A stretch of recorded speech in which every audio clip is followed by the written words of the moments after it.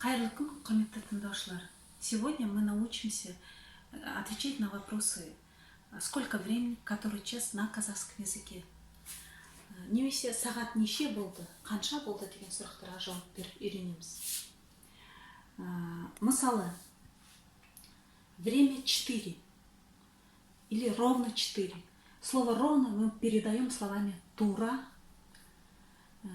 турт, ровно 5. Тура, бес.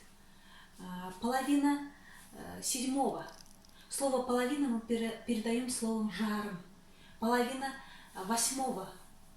Половина девятого. Сегіз жарым.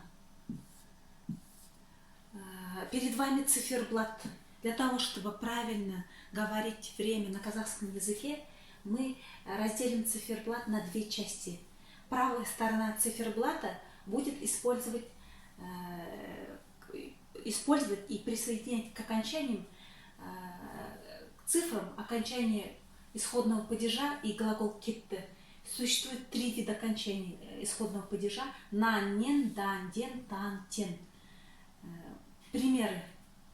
Мысалдар. 12-15. 12-ден 15 минут кетті. 13-20. 13-20. 1-ден 20 минут кетті.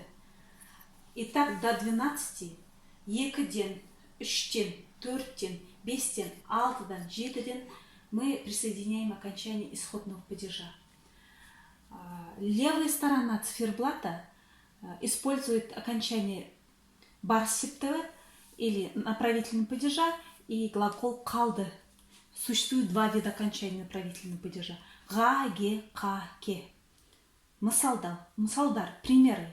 16:47. 5-ке 13 минут қалды. 19:55. 8-ге 5 минут қалды. Таким образом мы научимся говорить правильно время на казахском языке.